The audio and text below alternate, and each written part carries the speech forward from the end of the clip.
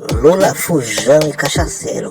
Pois é, Bolsonaro venceu mais um debate e chamou o Lula de fujão. O cachaceiro é por minha conta, né? Bora pro vídeo aí e vamos ver a entrevista que virou uma sabatina, onde deveria ser um debate. Gostaria de saber qual a principal pergunta que o senhor faria a Lula essa noite. Teria muitas perguntas para fazer para ele. Eu acho que a mais importante é sobre aposentadoria.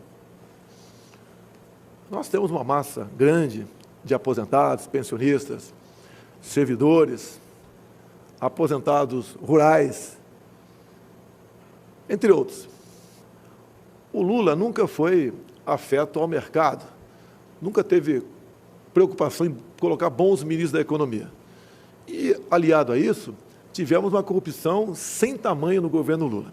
E quando se fala em aposentado, eu queria citar aqui os aposentados dos Correios, os aposentados da Petrobras e também da Caixa Econômica Federal. Como é que ele tratou os aposentados? Ele nomeou para os respectivos fundos de pensão, para administrá-los, pessoas que, na verdade, eram bandidas. Ao longo do governo Lula e parte de Dilma, eles saquearam os fundos de pensões. E as pessoas estavam ameaçadas a não ter mais aposentadoria.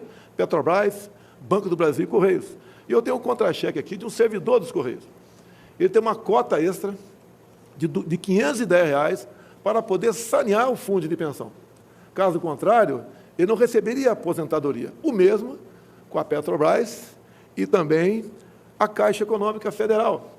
E esse desconto extra, além do previdenciário, será efetuado até 2030. Ou seja, o PT quebrou 3 fundos de pensão. E dizer a vocês, pessoal do BPC, os aposentados, o pessoal da nossa Previdência, servidor público, civil e militar, a administrar o Brasil dessa maneira, e como ele não gosta de mercado, ele não é ligado à economia, haja visto que até o momento ele sequer sinalizou para todos nós quem seria o seu ministro da Economia. Isso tudo seria quebrado em poucos anos. Se o PT voltar a administrar o Brasil, ele vai quebrar tudo aqui no Brasil. E, obviamente, os fundos de pensão. Obviamente, o dinheiro que nós arrecadamos para pagar você, aposentado rural, você, aposentado do INSS, você, servidor público, civil e militar. E eu perguntaria para ele, Lula, você não deveria estar em casa, já que você foi agraciado por amigo lá do Supremo Tribunal Federal? Você não tem vergonha de deixar esse legado para nós e estar disputando uma eleição novamente? Presidente, que avaliação o senhor faz da atitude do ex-deputado Roberto Jefferson, hoje pela manhã, que recebeu a bala agentes da Polícia Federal que tentavam efetuar a prisão dele depois das ofensas à ministra Carmen Lúcia do Supremo e também do descumprimento das medidas que definiam a prisão domiciliar dele? Eu pergunto, o senhor teme que isso respingue negativamente na sua campanha? E mais, o que é que o senhor diria ao eleitor que insiste em apoiar atitudes como a do ex-deputado? Olha, tão logo tomei conhecimento, foi feito contato com o ministro da Justiça, que é um delegado da Polícia Federal, Anderson Torres, para que ele acompanhasse o caso, se deslocasse para perto do episódio, como ele foi para Juiz de Fora, e disse para ele que o tratamento dispensado ao senhor Roberto Jefferson deveria ser o de bandido, porque quem atira em policial, bandido é. E, obviamente, eu não poderia falar nada mais com a imprensa, porque a captura do Roberto Jefferson estava em andamento. Obviamente, se eu tivesse falado qualquer coisa mais cedo para a imprensa, a não ser uma nota que eu dei nos meus tweets, tá, eu poderia estar comprometendo o bom andamento da operação. Obviamente, tem gente aí, em especial outro candidato, o Fujão, que a gente poderia estar combatendo aqui, quer tirar proveito político disso. Primeiro, ele diz que o Roberto Jefferson coordena a minha campanha e é meu amigo. Ele não coordena a minha campanha. E não tem nada de amizade. Tanto é verdade que agora, em meados de setembro, ele entrou com uma queixa-crime contra o Superior Tribunal Militar, contra a minha pessoa e o do senhor ministro da Defesa por prevaricação. Ou seja, quem me processa não pode alguém achar que ele é meu amigo. O que ele fez, o que ele queria aqui, o que ele está querendo buscando da justiça militar, são questões ligadas ao autoritarismo. E o nosso governo não se presta a isso. Agora, no mais, eu quero deixar bem claro, repudio também a maneira como o Roberto Jefferson se referiu à senhora ministra Carmen Lúcia. Nenhuma mulher deve ser tratada dessa maneira. Agora, deixo claro, a jornalista Bárbara Gância, jornalista, ofendeu a minha filha no dia do aniversário, no dia que ela está completando 12 anos, com um palavreado mais forte ainda do que o Roberto Jefferson se referiu à senhora Carmen Lúcia. Também, há poucos dias, a senhora Sâmia Suragi, procuradora-geral do Estado de Alagoas, se referiu à primeira-dama, minha esposa, Michele Bolsonaro, como vagabunda. Ou seja, nós somos vítimas do crime de ódio dessas pessoas, e não o contrário, como o Fujão aqui deixa transparecer e me ataca de forma caluniosa. Nós não passamos pano para ninguém, diferentemente do Lula, que quando Roberto Jefferson delatou o Mensalão, delatou inclusive José Dirceu, o Lula simplesmente passou pano para tudo isso. Nós não somos amigos, nós não temos relacionamento e tratamento para pessoas que são corruptas ou agem dessa maneira, como Roberto Jefferson agiu, xingando uma mulher e também recebendo a bala policiais, o tratamento que será dispensado pelo governo Jair Bolsonaro será de bandido. Assim foi feito, ele foi detido agora, final da tarde, e já encaminhado para a Superintendência da Polícia Federal do Rio de Janeiro. No mais, o Anderson Torres não participou, não foi a Levi Gasparian, e a preocupação dele agora, como determinei, é cuidado com os dois policiais que foram vitimados por Roberto Jefferson. Como é que está a saúde deles e como nós podemos melhor acompanhar a recuperação desses dois policiais. Presidente, eu gostaria de insistir na questão dos ataques, mas entre as campanhas, se a gente perceber o número de eleitores que simplesmente decidiu não votar no primeiro turno, mais de 30 milhões de brasileiros, é muita gente. Nesse segundo turno, há uma parcela desse eleitorado preocupada com o nível do debate entre o senhor e o candidato Lula do PT. O TSE chegou, inclusive, a entrar no jogo, fazendo um apelo pelo fim dos ataques na TV. Eu gostaria de saber, o senhor se comprometeria com isso nessa reta final das eleições? Como é que o senhor classifica até aqui o nível desse embate? Não há nenhum ataque meu a outro candidato. As inserções que nós colocamos nas televisões em grande parte, vídeos do próprio Lula. Ele falando, por exemplo, que a questão do aborto é questão de saúde pública. Quando nós o chamamos de descondenado, é verdade. Quando nós falamos que ele foi condenado, que foi chefe de uma organização criminosa, isso é verdade. Quando o partido dele apoia a ideologia de gênero, é verdade. Nós não mentimos, nós não precisamos mentir para mostrar o caráter do Fujão. É só falar a verdade. É uma pessoa que não tem qualquer respeito com a família, com pastores, com padres, que apoia ditaduras fora do Brasil, como a de Ortega, que persegue padres, que expulsa freiras, que corta canal de televisões, como a da CNN, entre outras coisas.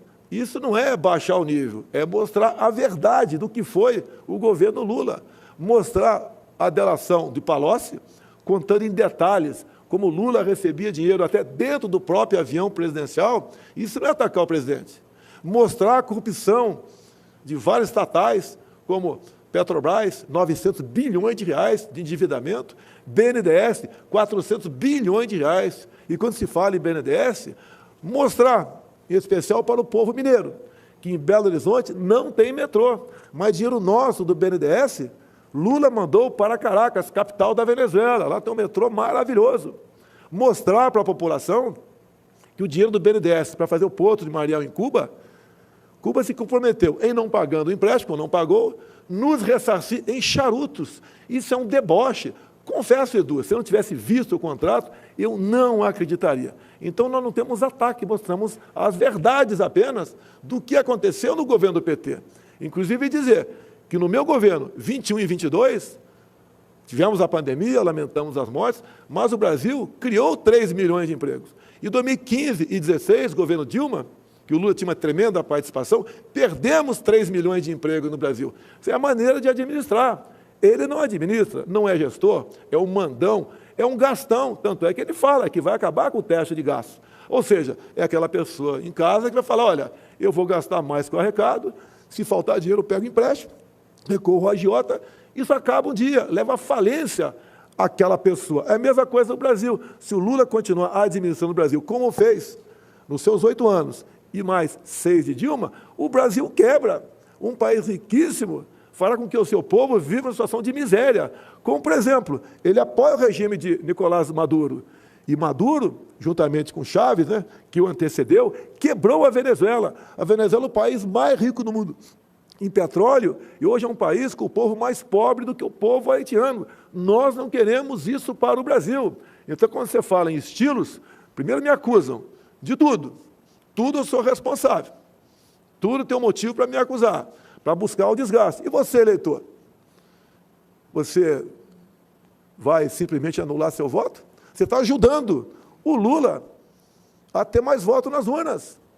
É o momento de você decidir, fazer um filtro, quem está falando a verdade ou não. Nós estamos sempre mostrando fatos. E eu estou mostrando um fato gravíssimo. Ele quebrará o Brasil. O próprio Henrique Meirelles falou há pouco, em matéria, se eu não me engano, no Poder 360, onde ele diz que não decidiu ainda pelo futuro ministro da Economia. O mais possível, segundo Meirelles, é que ele adote uma política econômica semelhante ao da ex-presidente Dilma Rousseff. Lá atrás, o Palocci foi o ministro voltado para a corrupção. E o da Dilma, o Manteiga, foi para, simplesmente, a péssima gestão.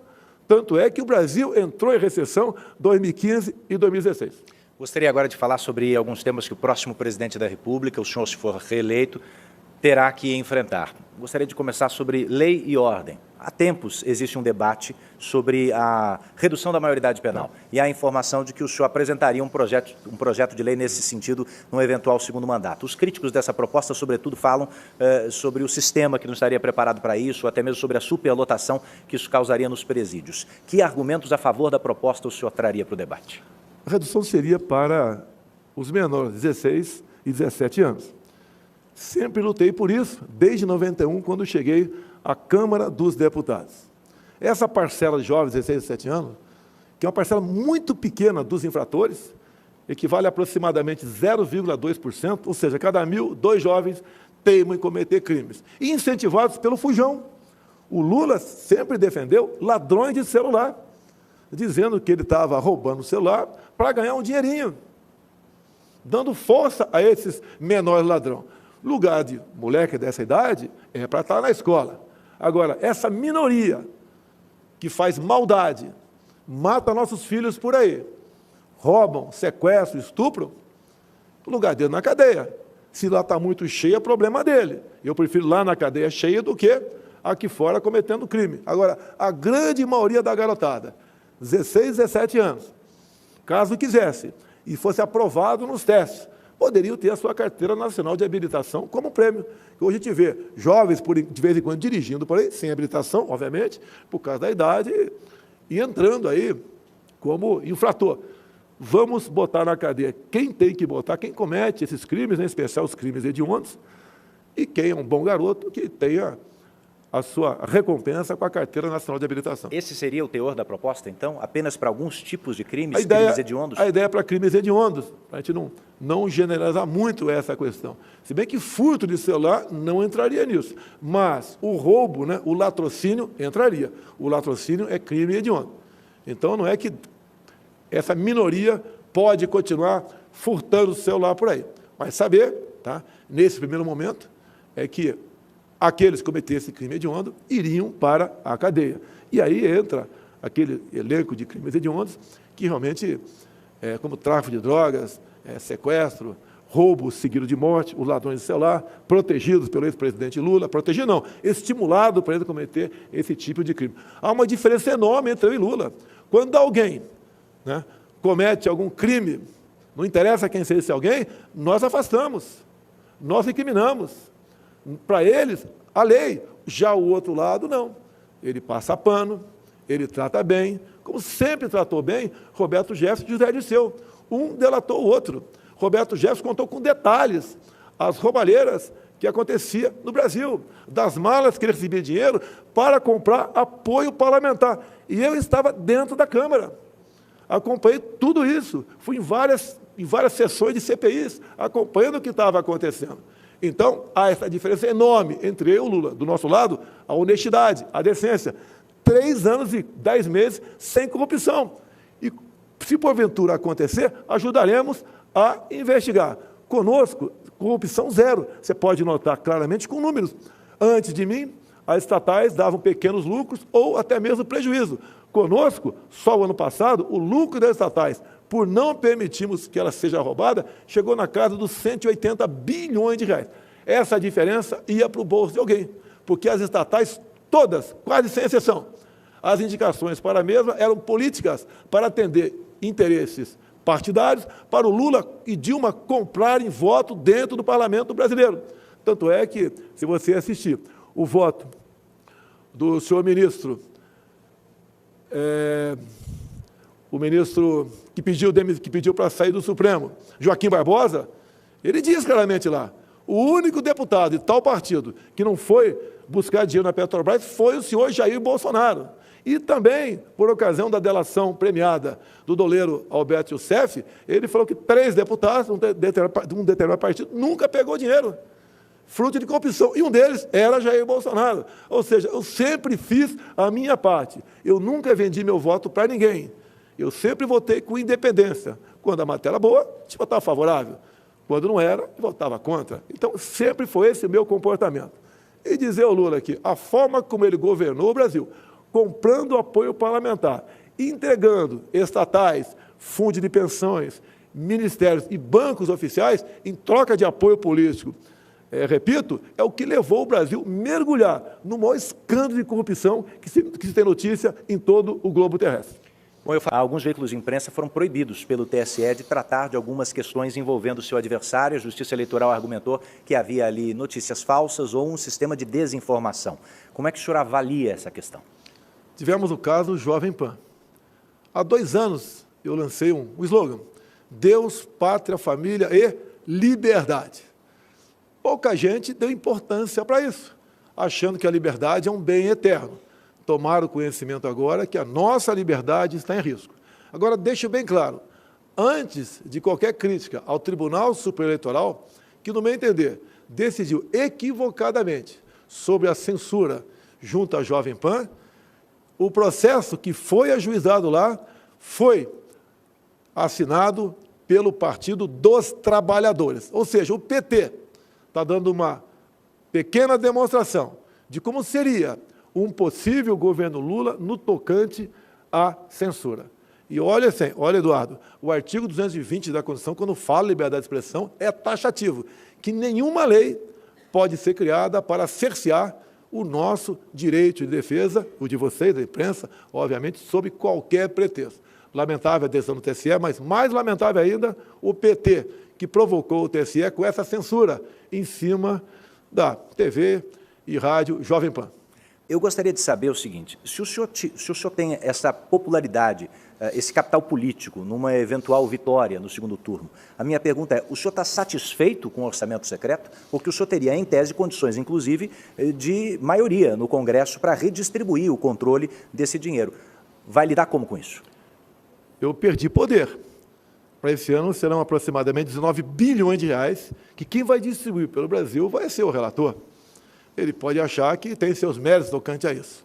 Eu penso de maneira diferente. Não é o poder pelo poder. Creio que nós possamos melhor distribuir esse recurso. O que é secreto nele é o nome, são os nomes dos parlamentares que indicam o recurso junto ao relator, e o relator apenas notifica o respectivo ministro nosso e ele encaminha esse dinheiro para estados e municípios. Agora, quando falo em nomes, consegui aqui, entrego para você, se me permite, 13 nomes de petistas que usaram desse orçamento dito secreto. Eu falo dito que, na verdade, não tem nada de secreto. É uma lei que foi votada lá no Congresso, eu vetei a lei e o Congresso derrubou o veto. Agora, o que nós temos que fazer é fazer com que estes parlamentares, que indicam o recurso, que mandam o recurso para Estado e municípios, que o nome deles seja exposto para todo mundo, até mesmo os próprios parlamentares. Eu fico preocupado, porque eu já fui parlamentar, e eles mesmos não sabem quem o seu colega está indicando para quem. Isso daria aproximadamente aí 16, 17 milhões para cada um por ano. Tem parlamentar que recebe 2 milhões, o outro recebe 200 milhões de reais. não tenho poderes sobre o orçamento secreto. Se eu fosse dono deles, como o PT diz, né? Se bem que o PT, todos os parlamentares do PT votaram para derrubar o veto. Eles foram favoráveis ao orçamento secreto. Usam do orçamento secreto. Se fosse para eu comprar voto, como eles dizem, jamais eu daria, né? Se bem que eu não iria comprar voto de ninguém. Mas se fosse usar o orçamento para isso, jamais daria dinheiro para quem nos ataca o tempo todo, como são os parlamentares do PT, PCdoB e PSOL. O senhor tem nomes de outros partidos também? Temos mais também, posso te passar isso daí. Não foi fácil conseguir isso, foi junto ao respectivo ministro nosso, que eles recebem o ofício do relator, mandando recurso para tal estado ou município. E conseguimos, com o trabalho, então, de cada ministro, levantar esses 13 nomes de petistas, para provar que o PT, o Lula, que me acusa de corrupção no orçamento secreto, os seus deputados têm participação e têm mandado recurso para o Estado em cima dessa rúbrica, na verdade chamada de RP9, apelidado de orçamento secreto. Presidente, em menos de 1 minuto e meio, para o final dessa minha oportunidade de perguntar ao senhor, o senhor, um mês atrás, falou sobre como a Justiça Eleitoral teria criado dificuldades para a participação das Forças Armadas na apuração, na totalização dos votos. Minha pergunta é simples, o senhor teve ou não acesso às conclusões das Forças Armadas sobre esse relatório? Diz com esse qualquer relatório por parte das Forças Armadas. Eles continuam trabalhando na busca de possíveis fraudes, por que não dizer isso? E o trabalho deles é louvável. De vez em quando eu converso com outro militar, ou melhor, basicamente com o ministro da Defesa, sobre essa questão. Eles preparam um relatório, e esse relatório será apresentado no momento oportuno. Digo, nós não temos poder de fazer auditoria nas urnas eletrônicas. Há aproximadamente 3 anos, a Polícia Federal concluiu 2 inquéritos, que foram pela linha da impossibilidade de auditar as urnas eletrônicas. A gente peça a Deus que tudo corra normalmente, mas deixo claro, as Forças Armadas têm um trabalho louvável no tocante a isso, tiveram dificuldade de colocar as nossas equipes técnicas das Forças Armadas com a equipe técnica do Tribunal Superior Eleitoral. Esperamos que tudo corra dentro da normalidade e que o vencedor realmente tenha os votos que as urnas apresentam. Candidato, eu quero agradecer muito a sua presença essa noite aqui no palco desse debate, dessa sabatina, e agora o senhor tem, como previsto nas regras, 3 minutos para fazer as suas considerações finais. É muito importante. Deus, pátria, família e liberdade. Quando eu falava liberdade, eu pregava no deserto. Pouca gente dava atenção a isso. E eu sempre falei que a liberdade é algo mais importante que a própria vida. Porque um homem, uma mulher sem liberdade não tem vida. Agora vimos, então, uma ação do PT, provocada pelo Partido dos Trabalhadores, o Partido do Presidente Lula, buscando e atingir o alvo, censurando a Jovem Pan. A mídia como um todo tem reagido contrário a isso. Ainda dá tempo. Não podemos permitir que a censura avance no Brasil. É péssimo para todos nós. Sempre tenho dito, a imprensa, mesmo errando como erra, é melhor funcionando do que fechada. E tenho dito que o meu controle sobre a mídia é a liberdade total de expressão. Mídia livre, mídia produzindo matérias. E, se essas matérias não forem boas, não forem realmente úteis, o próprio povo acaba deixando de lado aquele órgão de imprensa. Liberdade acima de tudo. No mais, como sempre falo, vivemos num país de 90% de cristãos. Nós não queremos a liberação das drogas, como o PT quer, como Lula já falou o que quer. Nós não queremos a ideologia de gênero. Nós respeitamos as crianças em sala de aula. Nenhum pai, uma mãe quer que sua filha de 6, 7 anos vá no mesmo banheiro da molecada de 14, 15 anos. Escola é lugar de aprender. A educação vem em casa. Nós também não admitimos a questão do aborto. Nós respeitamos a vida desde a sua concepção. Também a propriedade privada, para nós, é sagrado. Não podemos aceitar a volta ao passado, onde o MST invadia propriedades.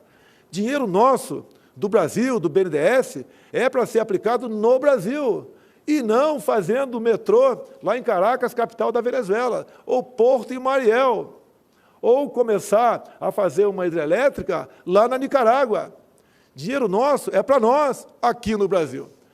O que nós não queremos também é a volta ao passado da corrupção deslavada, cujo chefe da quadrilha, o Fujão, que não está aqui agora. Obviamente, ele tem que agir dessa maneira, porque não tem como se explicar. No mais, no próximo dia 30, todos vamos votar. Vamos levar, convencer um amigo, um parente que votou em branco, se ausentou ou votou do outro lado, vai votar conosco, para que nós possamos realmente continuar o caminho de sucesso que o Brasil se encontra no momento. Muito obrigado a todos.